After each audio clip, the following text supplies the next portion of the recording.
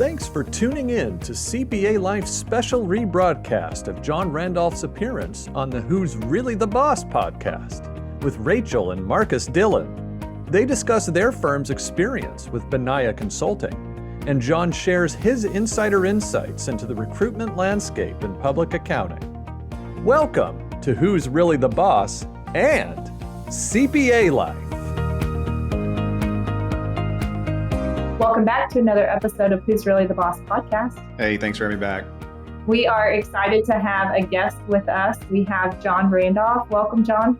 Hey, how are you guys doing? I'm excited to be here with you guys and talk to you a little bit about your business and our business and everything going on in the staffing world as it pertains to accounting. Absolutely. Thanks for being here, man. So, John, give us a little self-intro because we actually have come to know you a lot more really recently. So give us self-intro of who you are, and you can share as much or as little as you'd like. So that's always kind of a loaded question. Husband, 28 years, dad of two girls that are amazing young women. My wife and I used to joke when our kids were little and say that, you're doing a halfway decent job if other adults enjoy being around your kids. Now that our kids are grown, we get grief when we don't invite them somewhere. And so we've changed that saying and flipped it a little bit and say, you did half a decent job if your adult children enjoy being around you. Yeah. So we enjoy the fact that we get to be around our little girls. I say little girls, grown women now, but I've owned Benaiah Consulting Group as it sits as the business it is today for 8 years. We focus strictly on partnering with what I refer to as locally owned, small to mid-size CPA firms, advisory firms, and consulting firms. So love the niche that we're in, love the people that we deal with, because just like you guys, you're small business owners just like I am, love the fact that we can provide the type of solutions we can provide to firms like you guys and not worry about, hey, how's this going to fit into our business plan? What about the other big Fortune 500 clients or big four firms? We are narrowly focused on solving the problems of firms like you. Well, John, can I ask you one more question about the name of your business, about Benaiah Consulting Group? Can you tell me a little bit about where did the Benaiah come from? Absolutely. So the way that I tell the story is in the Old Testament, when you get into the book of 2 Samuel, it starts talking about David's mighty men. And David, in effect, had what we would refer to today as his own secret service. So David had his secret service detail. And the head of David's secret service detail, if you will, was a guy by the name of Benaiah. And it doesn't list a lot in scripture about Benaiah, but there's about 4 or 5 references to Benaiah. But the first one is one of the feats that he accomplished was he chased a lion into a pit on a snowy day and killed it with his bare hands. Through that process, I read a book called In a Pit with a Lion on a Snowy Day. And it is about chasing lions in your life. And instead of turning and running when things get tough, digging in, leaning into God, and figuring out a way to come up with a solution. So that's how the name of the firm came into play, was through that book and through that scripture. Man, were you wrestling with some lions at that time? At that point in life, Marcus, I was wrestling with some serious lions. I think we all go through phases of life where we do that. Yeah, it's good stuff. I think that's going to be added to my bookshelf, right? In the next, for my coming up reads. That's good. Yes. And then tell me, before we get started, we like to always ask our guests the best piece of advice they've ever been given. That way, if our conversation goes south or sideways, at least we've left the listeners with something good, right, from this episode. So best piece of advice you've ever been given. That's that's probably the hardest question to answer. Thinking about, we talked about beforehand. I've been very blessed. I grew up in a house where my parents were married 68 years and my dad was just a blue collar, hands dirty mechanic guy that owned his own business. Mom was a school teacher. So there was always banter in our house and wisdom being thrown around. My dad didn't talk a lot, but when he did, it was usually pretty profound. And probably one of the biggest things that I took away from my life at home with my dad was no one is going to work harder for you to succeed than you're willing to work yourself. And that was my dad's nice way of always telling me, look, I'll invest in you. I'll help you succeed. I'll do all the things that you want and need me to do as your dad and as a supporter, but I'm never going to work more at it than you are. So I've always kept that in mind that people are only going to pour into me what I'm willing to pour into myself. Yeah. Sounds good. So have you used that on your daughters? Oh, that was used a whole lot, Marcus. That there's a lot of Lloydisms, as my daughters have come to call them, that they had thrown at them from me, from my dad. So That's awesome.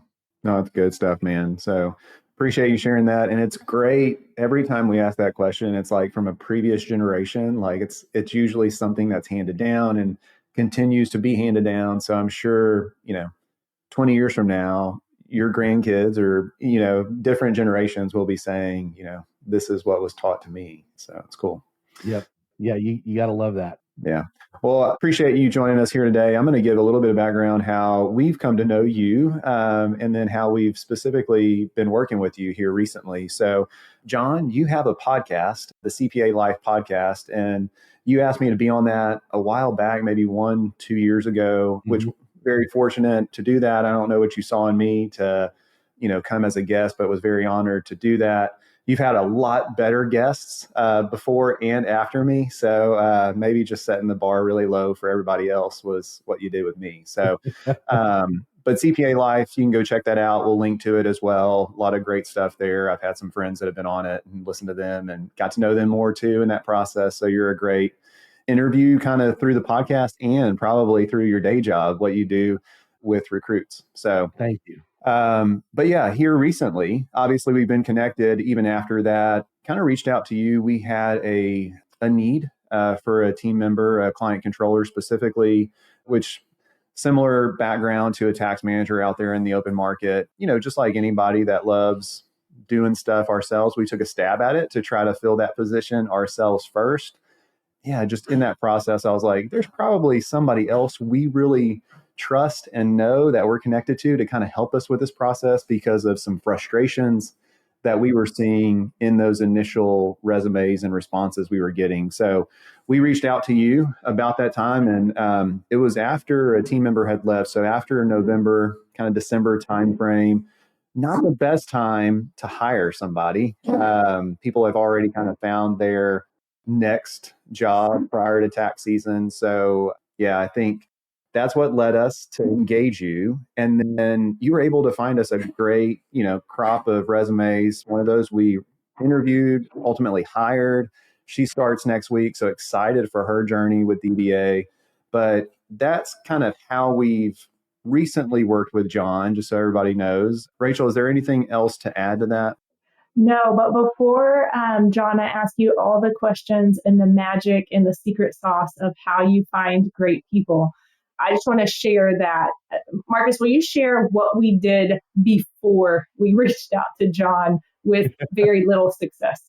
Yeah, so we've come a long way even in this. So we posted on LinkedIn, we boosted that post. I like the little hiring, thing around your picture. Every time we do that, we seem to get a lot of additional followers for DBA.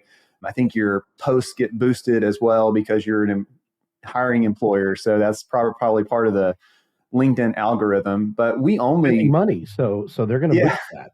And so we spent, I think, over 2 to 3 weeks, maybe it went a month. We spent about $500 or $600, just to kind of boost that post. And we got resumes. Man, did we get resumes?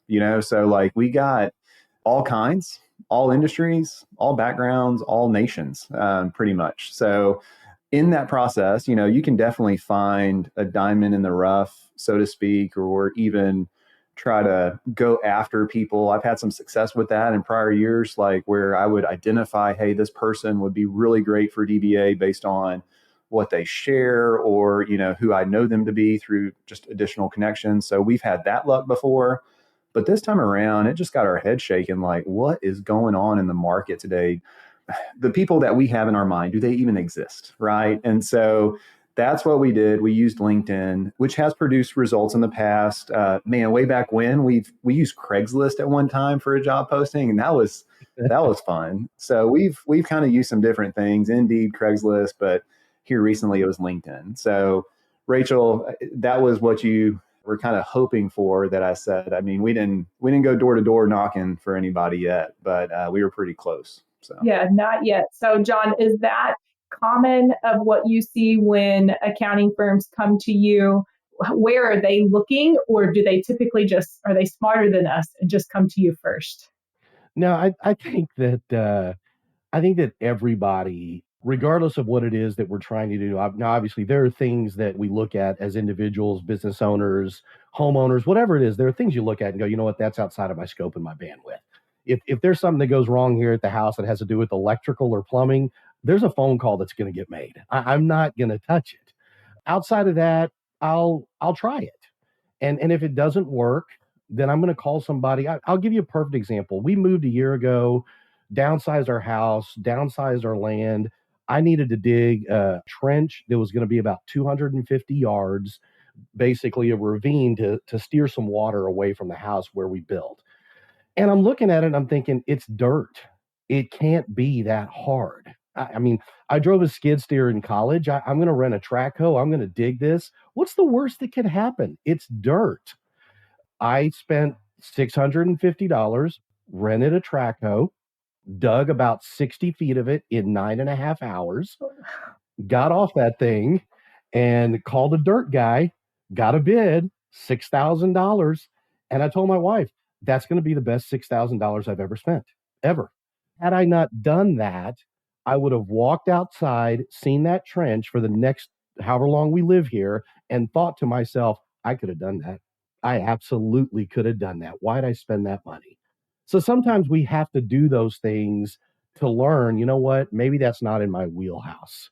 So in answering your question, yeah, that's a normal process and a normal step that I think everybody goes through to try to see, hey, can I get this done? Whether it's on my own or I've had bad experiences or man, I just don't want to spend or I don't have the money to spend. It's a multitude of things, but that's typically what we'll see is those are the resources that people are leaning on. And they're great resources at times. Yeah, let's start with a big question. Are there qualified and quality accounting professionals available to work? I think we're being told something different, that there are none. So if you just find like a living, breathing person, hire them.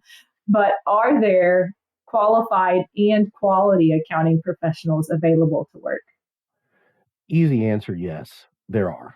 They're out there. It's just a matter of putting in the time, energy, and effort to find those people, to engage with those people, to know where to go, to know what to say. Here's the biggest challenge I think that most firms don't understand, and maybe they do, and maybe most public accounting firm leaders don't want to address it or deal with it, or they don't think it really affects them. And that is the industry as a whole, from an employment standpoint, doesn't have the greatest reputation in that 2 to 8 year, 2 to 10 year employee model. They just don't, because the preponderance of those people are spinning their wheels, working 80 hours a week at a big four or top 100 national firm. And so that's the news that's getting out there on Reddit, on Going Concern, on Glassdoor. That's what people are seeing is this is a horrible work-life balance. I hate this place. Get me out of here kind of mindset. They're out there. They just have to be dug into a little bit more than just the surface. I'll give you some numbers. I'm a huge stat person. We track pretty much anything and everything we can track in our system. Played baseball all through high school, college. It allowed me to get a college degree. So I love numbers, love stats. We did a survey, 2019. We redid that survey last year. One simple question. We sent it to 600 people. The first year we got, I think, 550 responses. This time we got about 460 responses. But the question was real simple. If you have made a job change, and this was only sent to people with a public accounting background, if you've made a job change in the last 18 to 24 months, or you're contemplating making a job change in the next 18 to 24 months, did you or would you respond to a job posting from another CPA firm? In 2019, 83% of the people said they did not or would not. In 2024, 78% of the people said they did not or they would not. So we're getting better. We're getting better. But again, I like to take that and put it in real live numbers. If there's 10 people that are qualified for a job that someone posts, qualified. Forget whether they're interested. They're just qualified. 7 to 8 of them are never even going to send their resume in. That leaves 2 to 3. That's it. 2 to 3 that are going to raise their hand and say, hey, I'd like to know more. Yeah. I think that like data, I love that. And I'm going to ask you about some other data that you shared here recently in a post. But I think first, so people do exist. They're out there.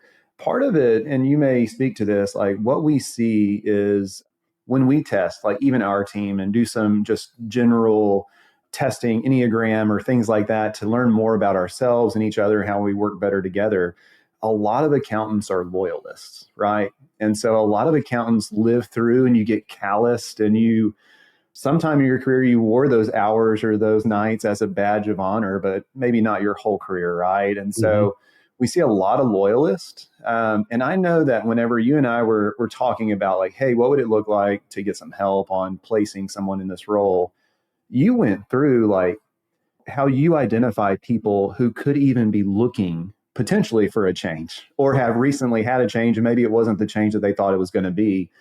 Could you give a little bit of background about that process, what you and your team do to even like go find or go touch those qualified people, like you said, people with public accounting backgrounds that have actually worked in accounting?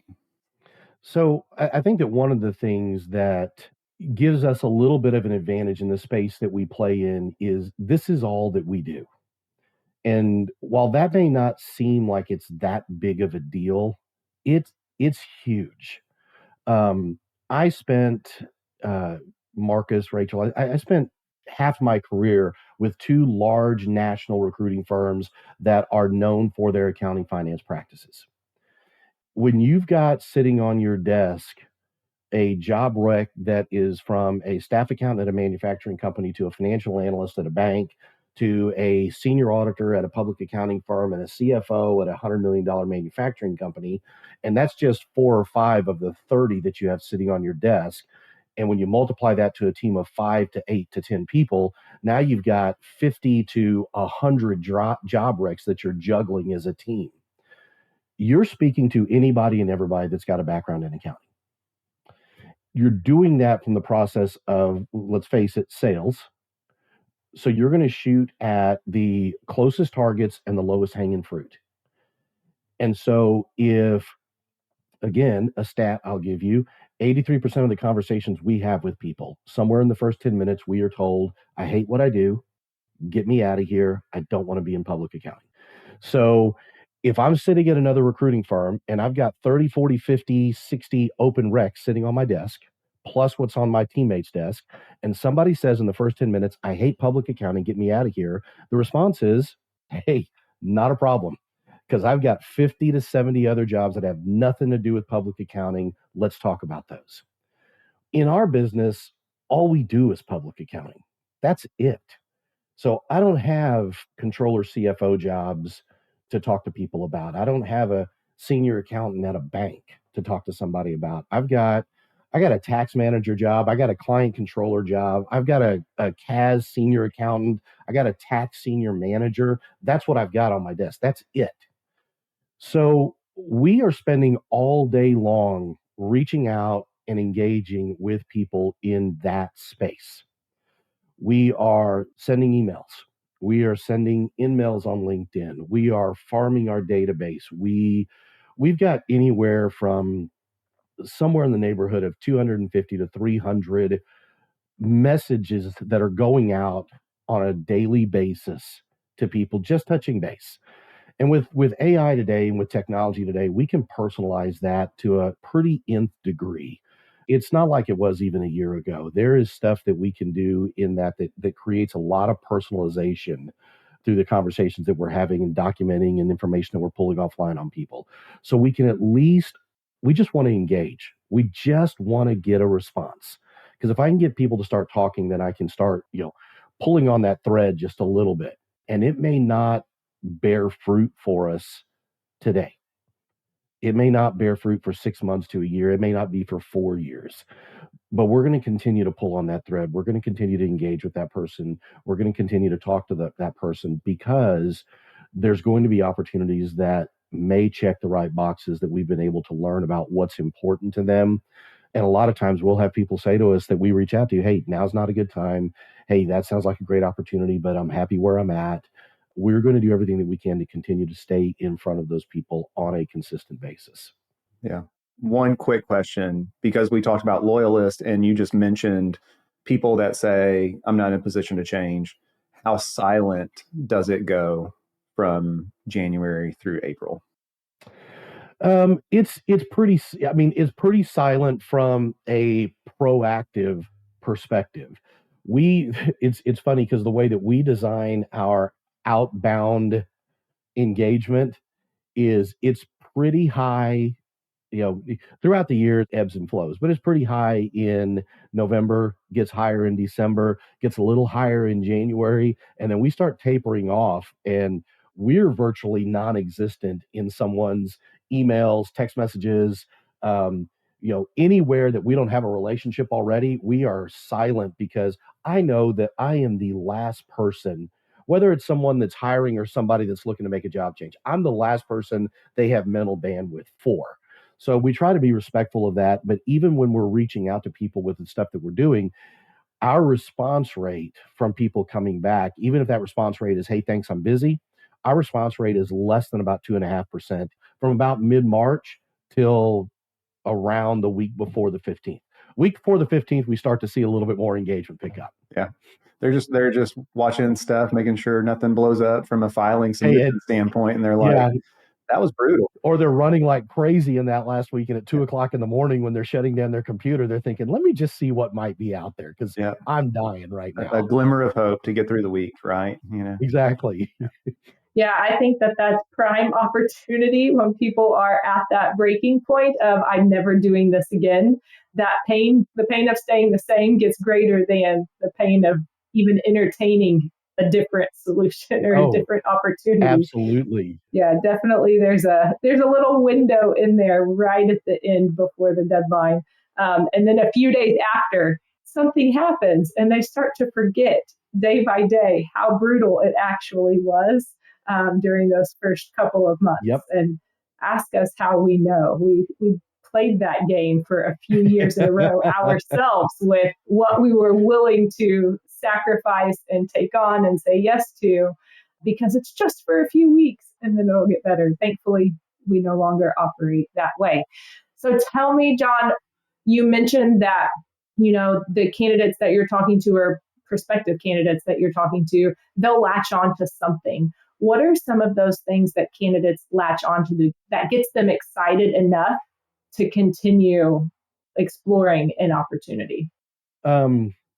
Rachel, it's really not rocket science. When we talk to candidates and we hear that, get me out of here, don't want to do this, what we'll typically ask candidates at that point, we don't tell them, hey, this is, sorry, all we do is public accounting, so we have nothing to talk to you about. What we do is we'll dig into why. What is it about what you're doing that is just so horrific? What's got you to this point? We hear the exact same answers for the most part, just said differently. So a lot the same ways, but we hear the same answer, the same 4 or 5 answers. Number one is work-life balance. I don't have a life. My hours are ridiculous. I'm micromanaged. Billable hours, utilization, realization issues. I hate filling out timesheets. I hate that, it's never enough. I'm just a cog in the machine is all I am.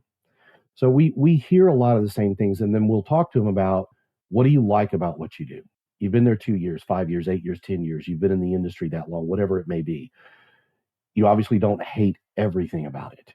Tell me what it is that gets you going in the morning. I love the variety. I love to make a difference in the clients that I work with. I love the fact that the clients that I work with are small to mid-sized businesses. And, if I make a difference in their organization, it's not just their organization, it's probably their lives as well. Or if they're working at a big firm, I love the complexity of the work that I do. So we hear a lot of those same things. So when we talk to candidates and we speak to them about things that are going to check the right boxes, we focus on the things that we hear that excite them and the things that drive them crazy. What's the exact opposite of that? They get jazzed about work-life balance.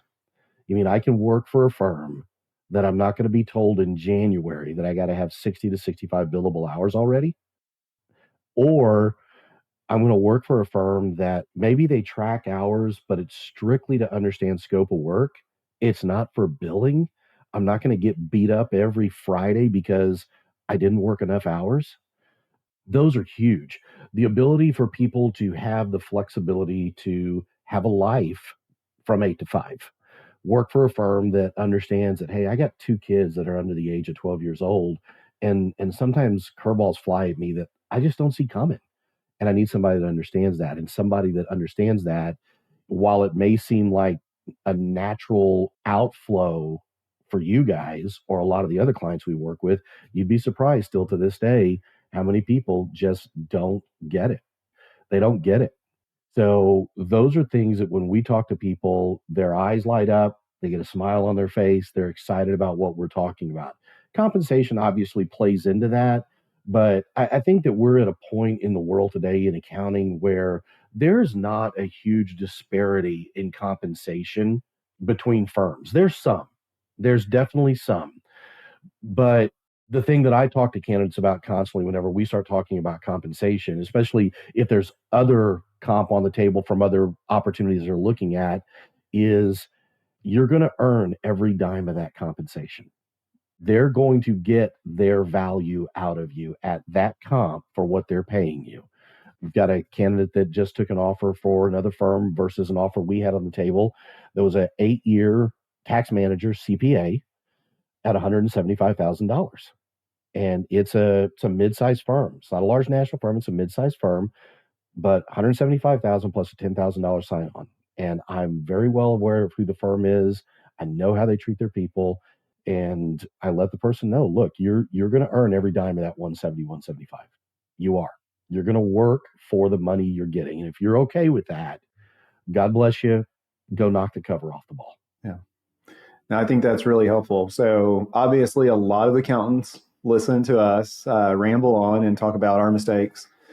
They probably all just backed up and highlighted what you shared as far as compensation. So can you share, because going into even posting a job, maybe you don't know what compensation should be. And I know there's a variety of factors. You could probably speak to that as well. What drives the range of compensation? But what are some acceptable ranges for really looking at 3 different roles, right? Like an entry level, maybe bookkeeping, accounting. And then, like you said, that tax manager, I think that's a really important role.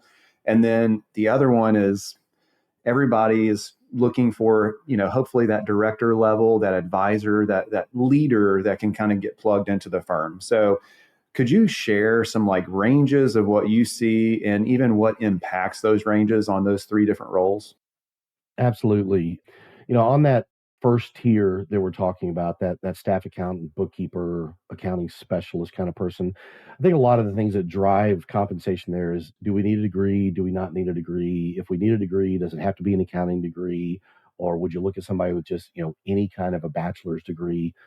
So trying to understand what some of the requirements are there. But stereotypically, what we'll see as a comp for that type of a position, anywhere from about 45 to 75K is kind of what we've seen. There's obviously some that we've seen that are a little higher. There's some that, well, we really haven't seen any that are lower.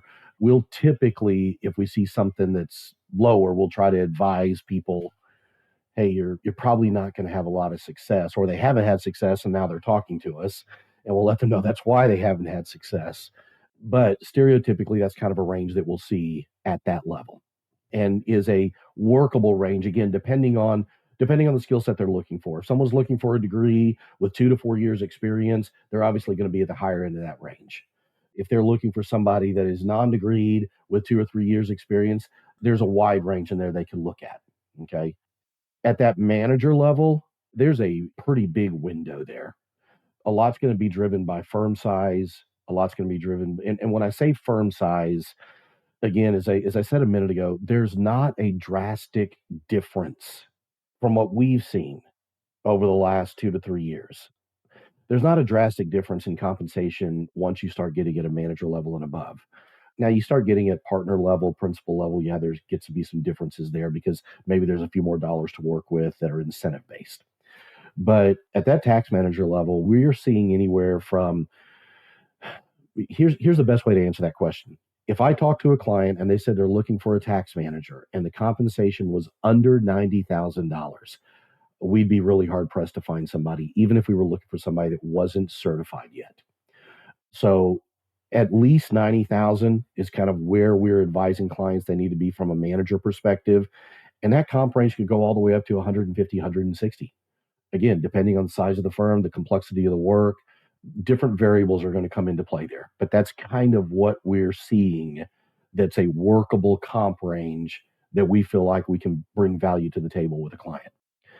At that advisor level, that senior manager, director level of a person, again, depending on the size of the firm, we're going to be looking for a client that's compensating anywhere from about 130, 140 and north of that is where we would need to see compensation to be competitive.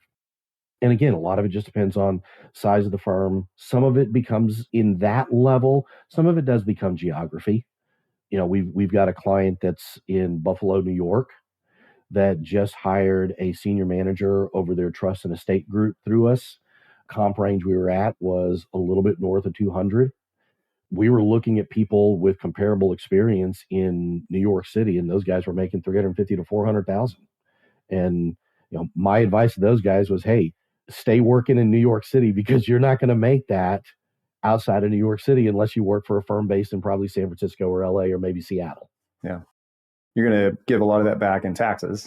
Absolutely. To the Absolutely. variety of different taxing authorities there. But no, that's really helpful, those ranges. There was a lady that I spoke with, ironically, for y'all's role, that had the background that we were looking for, had all of the things that check the right boxes. She's in LA. I mean, she was not going to budge off 170, 175 base. And I told her, I said, look, I'm going to be honest with you. In the market you're in, you're worth every dime you're asking for. I can't sit here and tell you that you're not going to get it. You're probably going to get it from somebody. I just don't have that on the roles that I'm working on right now, based on the level of experience she had and what she brought to the table. But in the marketplace she was in, LA, she looked at San Diego or San Francisco, she'd probably get what she was looking for. Yeah. So tell me a little bit about, or tell all of us a little bit about, are people still looking for completely in-office local positions? Do you see mostly hybrid to remote? What is the makeup of the businesses and candidates that you're working with as far as requests for location? Here's the best way I can answer that question. Time to fill. If we're working a job that is 100% completely remote, I don't care what the job is. It could be a staff accountant. It could be a senior manager, director, principal, partner. Obviously, you get a little higher. There's some more nuances, but let's just say staff accountant up to a manager. Our time to fill on a role like that is between 30 and 45 days. Hybrid role, in office, 2-3 days a week. And when I say hybrid, I'm not talking, hey, we're flexible. They can be in the office whenever they want. I'm talking there's a schedule. We need people in the office Monday, Tuesday, Wednesday, Monday, Friday, whatever it may be. Time to fill on a role like that is between 45 days and 3 months. 100% in office, our time to fill on a role like that is about 7.5 to 8 months. So we've got a client in the DC area. They're pretty much in office full time. They're off on Fridays, but they're pretty much in office full time. And through our talent advisory model, we worked with them, took on all of their recruiting this past year. We were able to fill 9 positions with them over the last year, staff level and up. But there was one senior manager director level job that we worked on, and we started working on that job in January of 24. We had a candidate start in January of 25. And we got to the altar with a couple of people, but when it came down to really thinking about getting in my car 4 days a week and driving to the office, they pulled out.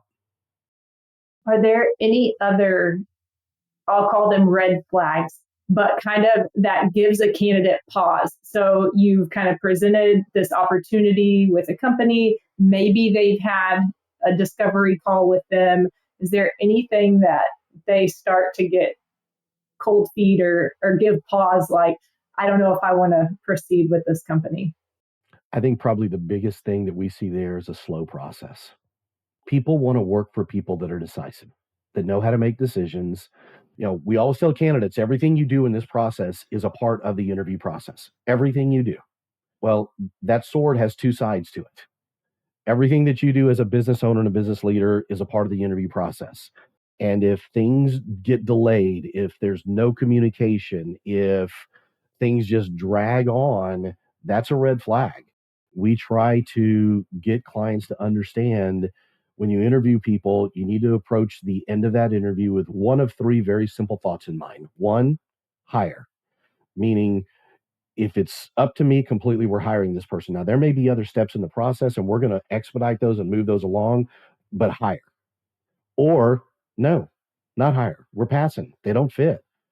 My experience has been in 3 decades of doing this, whether I'm hiring people for me or interviewing people for my clients. When I hang the phone up, when I end a Zoom call, when I walk out of an interview, there's a part of me that knows that I know that I know this is a yes or this is a no. Now, there is a small percentage that I'm not sure. And if that's where we fall, then let's figure out what do we need so that we are sure. Do we need an interview? Do we need more data on the person? Do we need an assessment done? What has to happen to get us to either hire or don't hire? And I think that if firms can move that process along or effectively communicate about what the delays are, what's slowing things down, because those are things that people are going to take into account when they start looking at how do they manage their people, how do they run their firm, what am I going to encounter when I step into this organization. So what you're saying is don't reach out to people at 9 o'clock on a Saturday because they see that you're working at 9 o'clock on a Saturday and they may see that as part of their future. So they may opt out of moving forward.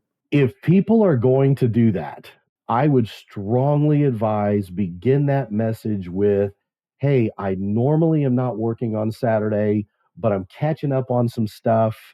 This past Saturday, Cindy was gone. So that was Sunday afternoon. I typically shut off Friday at 5 o'clock, unplug, I'm out. But Sunday I was working and I was sending emails to people while I was bouncing back and forth between my office here and the game in there. But I was sending every email and saying, hey, I'm normally not working on a Sunday, but here's what I'm doing. My wife's not here. I'm trying to catch up on some stuff.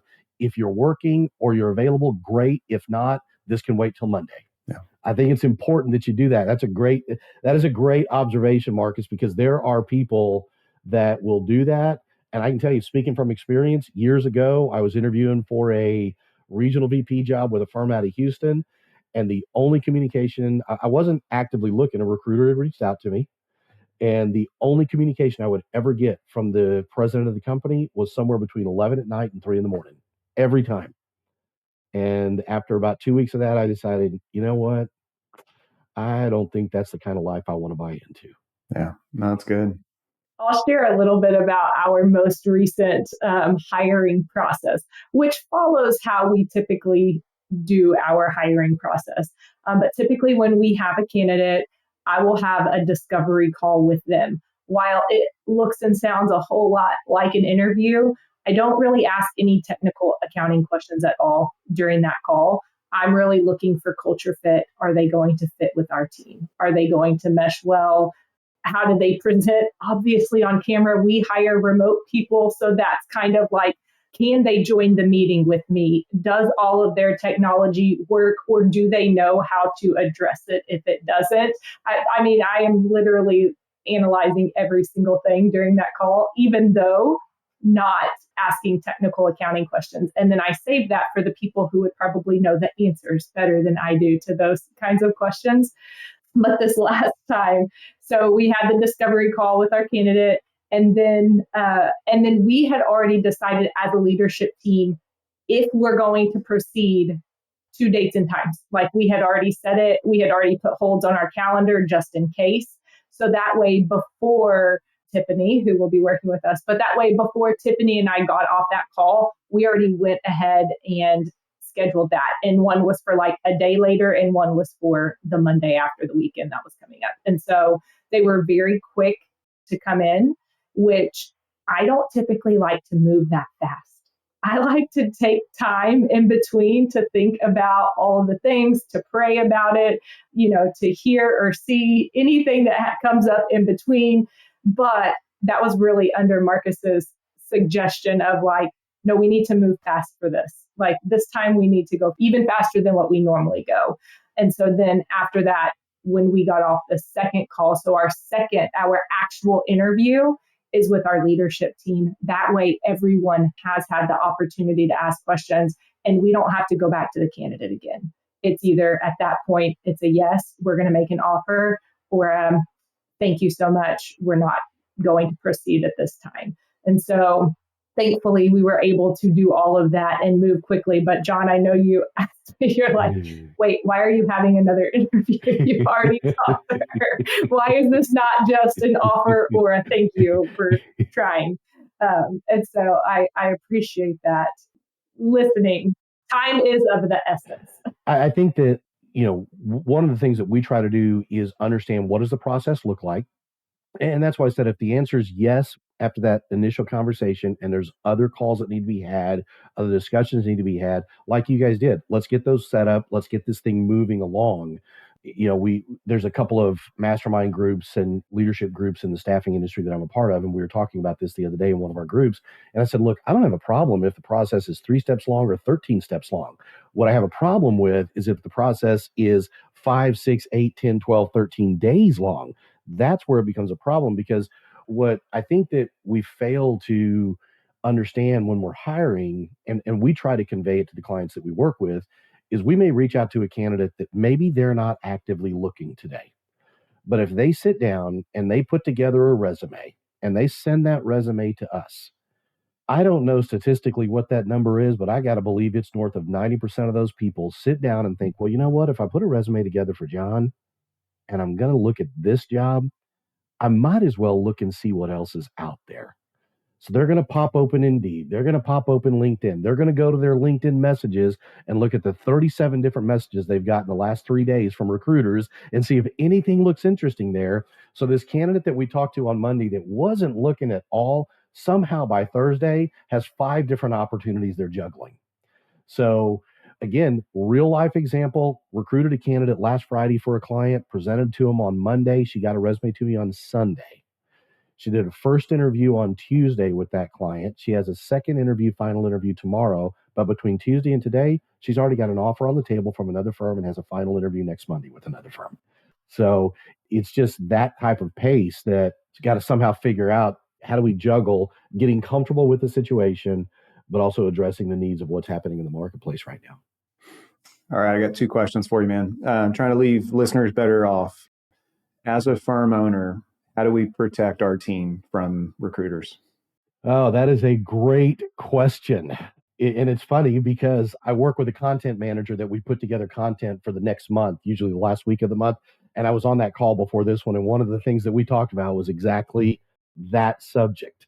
I think probably one of the biggest things that firm owners can do to create an environment and a culture that they are putting up roadblocks from firms like ours. Open, honest, candid communication. I think one of the things that people need to understand is people don't leave because of compensation. People don't leave because something bad happened yesterday. They leave because there's been a compiling of things that have brought them to this point. Again, as an analogy, my wife and I do marriage mentoring and marriage coaching. And one of the things that we always talk to people about is ultimately sometimes what causes the marriage to fall apart is not the salt and the green beans. And what I mean by that is one of the biggest fights I ever saw my parents get into ever was over how much salt was in the green beans. Now, what I didn't know was there was a lot of stuff that was going on underneath at that time that ultimately caused my dad to blow up about how much salt was in the green beans. Obviously, they worked through it and spent, the rest of their lives together for 68 years. But employment is the same way, Marcus. People don't leave because of the salt and the green beans, because they didn't get the raise they were wanting or because they didn't get the promotion they were wanting. They leave because it's just one of a stair step or compiling of the things that have been frustrating. And that's driven by lack of communication, lack of transparency. So being open and honest with your people, and letting them know, hey, what does your career look like here? What does the next step look like here? What have you got to do to get to the next level? What does a compensation increase look like? If you do XYZ, what does that look like? And what's the time frame that that looks like? That is huge in the world that we live in today. The other thing is create an environment where people feel trusted, respected. They don't feel micromanaged. Now, obviously, there are people maybe that aren't delivering at a level they need to be delivering at, and there's going to be a little bit of a tighter rein put on those people. But I think that so many times the lazy thing to do as a leader, and I've been there, is you manage to your lowest common denominator. And if this is the person that's causing us to do all the things that we do that aren't good, we just make everybody else live to that. And I think that that is completely wrong in the world we live in today.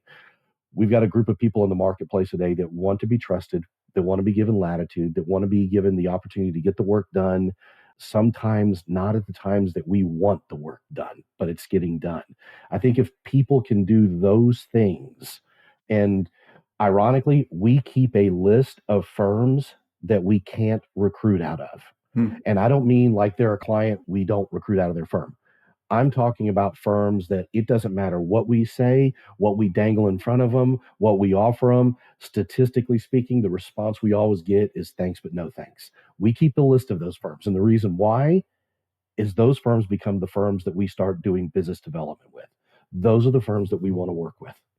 That's good. Yeah. Take care of your people, candid conversations, all the stuff that, you should be doing. And then because recruiters, sometimes you have a negative, there's just a negative approach, with recruiting, and you're taking my people, and then, Intuit sends a postcard to the office asking, for all this stuff. And it's like, take care of your people, and your people are going to throw those things away or not respond. But yeah, like it's a building, and maybe one day they open that email on the wrong day. Absolutely. Absolutely. You're not going to be able to win 100% of the time. Yeah. But if you're winning more times than you're losing and holding on to your people, then that's a win. Because at the end of the day, you may not be a right place for somebody today after they've been there 2, 3, 4, 5, 6 years. Just like somebody in your firm that's been there 2, 3, 4, 5, 6 years may not be the right person for where you need to get to be tomorrow. Doesn't make them a bad person, doesn't make you a bad place. It's just not a good fit any longer. Yeah. It may be 5 years from now, you come back together. But it's all in how we handle those situations, and do you create an environment that people want to be a part of, and you create that stickiness, that connective tissue that holds people on, to the environment. Yeah. All right. So one of my last questions, and then I'll throw it back to Rachel. For people that are going to take a stab at trying to hire themselves, right? How long before they really like that job posting goes stale and they really need to reach out to somebody like you that's qualified? And then how do they know when they're working with a good recruiter or not? So first part of your question, I think it really comes down to the individual and what do they value their time at. If somebody has the bandwidth to spend hours looking at resumes of Firestone tire changers, and no disparaging remark to Firestone tire changers that want to be accountants, and that's not an exaggeration. We get at least one of those a month. If you want to spend your time digging through those resumes, then do it. Knock yourself out. There's a lot of time, energy, and effort that goes into that. I don't know if there's a magic answer for how long. It just really comes down to where do you place the value in your time in doing that? Yeah. Do you have the bandwidth to do it? Do you have the energy and the patience level to do it? Because again, let's face it, if you're running a firm that is stereotypically what our client size is, which is about 10 to 12 employees up to 60 employees, that's our target avatar. That's the client we work with more times than not. So more times than not, you're the person as the firm owner that's doing that screening. And something tells me, you tell me if I'm wrong, something tells me you're not doing that at 2 o'clock in the afternoon or 10 o'clock in the morning on a Tuesday or a Thursday. You're doing that at 8 o'clock at night while you're trying to watch the latest episode of Friends. You're doing that on Sunday afternoon at 2 in the afternoon while you're trying to watch the AFC Championship game. That's when you're doing it. Mm-hmm. And more firms than not don't have a husband-wife duo like you guys. So a lot of times that firm owner, that firm leader is doing it while their spouse is in the back room or in the kitchen, deep breathing and sighing, shaking their head wondering why are you doing this? So So that still happens. It doesn't matter that we were Somebody has boundaries in our house, and those boundaries are a little looser than the other. So someone needs to understand where those boundaries lie. Yeah. That's a whole other conversation we can have outside in our marriage coaching. Okay. There you go. So I would say a lot of it just depends on the individual. Yeah. When it comes down to how do you know if you're working with a good recruiter? To me, that's an easy answer. And that is, are you working with somebody that understands your business? You guys get that. You are a fairly niche advisory, consulting, tax advisory, accounting firm. You know who your customers are. And if customers come to you that are outside of your wheelhouse, you either dig in really deep to understand them to determine whether or not you can work with them. And then if you work with them, there's going to be more work to understand who they are. Or you're going to pass on them and say, hey, we're probably not the best resource for you today. I think that working with recruiters the same way. Somebody that understands your business, somebody that understands the needs of a locally owned small to mid-sized CPA firm is hyper critical. We talked to a potential brand new client that was referred to us out of Memphis the other day.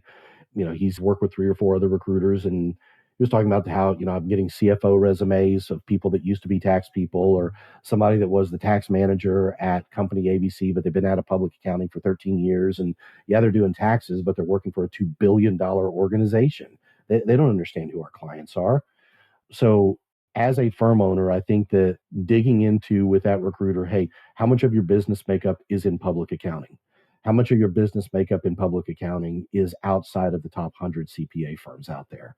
What percentage of your placements last year were with locally owned small to mid-sized public accounting firms? Oh, and by the way, if this doesn't work out, what's my recourse from a financial standpoint? Because I'm not a $100 million firm. I'm a $4 million firm, $5 million firm. So cutting you a check, let's just say at $100,000, average fee is going to be $25,000 to $30,000. That's a lot of money. So when I cut that check, what's my recourse if this doesn't work out? And if that's Matt from Memphis, I owe him a text back because he was asking about it. So we're talking at 4 today, by the way. So. Good. Awesome. John, I just want you to know that we often get asked by our accounting friends, so firm owners and firm leaders in accounting firms, how do we hire? Have we ever used a recruiter? How much does it cost? Was it worth it? And even though our candidate hasn't even had their first day when we're recording this, I can say that it was 100% worth it. And I think that's a testament to you. Thank you. Your character and integrity of wanting what's best both for our firm and for the candidate, because it's what's best for both of those things. Yes, there's a little incentive because if it doesn't work out, you have to start all over and look for a new candidate to fill that position. But I think honestly, even the coaching and encouragement that you provided during the process for both sides, for the candidate as well as for us, to make sure that we both got the best fit possible was very much appreciated and very much worth.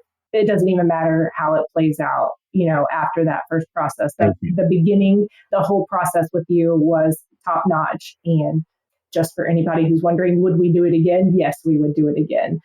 Just so painless and fruitful and encouraging of an experience that we would 100% do it again. I appreciate it. That really means a lot, because we, when we started down this path in 2018, I made it very clear to my family as well as our staff and our team that we're going to work with people that are just like us. We're going to work with people that are small business owners, that every single time they write a check, there's some weight to it. We're not going to work with firms that we're just one of the masses. That means that we're probably not going to have a ton of volume from clients. That's okay. We want to make a difference one firm at a time, one person at a time. And we know that that's going to continue to build upon itself if we do that right and we do it with everybody's best interest in mind. And it's worked. Well, thank you so much. Thank you for taking the time. Thank you for answering all of our questions and even providing more than we could have ever thought to ask. So thank you for being here and sharing what you do so well with everyone who's listening. I appreciate the opportunity to be here. You guys, I love your podcast. I watch it and listen to it quite often. So I love what you guys are doing. Love what you guys are doing in the industry, in the space itself. I've referred several people to your collective cohort because I think that what you guys are doing to help people run more effective and efficient firms is amazing. So you guys keep doing what you're doing as well, and I'm excited to be just a little bit of a part of that. Yeah, well, thanks, man. And I know that you're just listening to that to get more content on what not to do for your marriage counseling. So appreciate you being here, and we'll make sure that people know how to find you. But thanks so much for your time today, and we'll see you soon. Thanks a lot.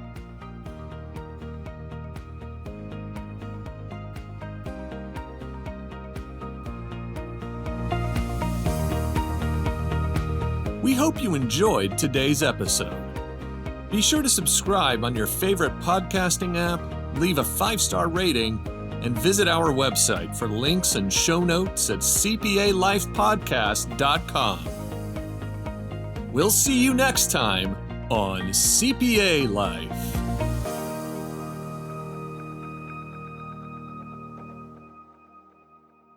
ProfessionalProductions.net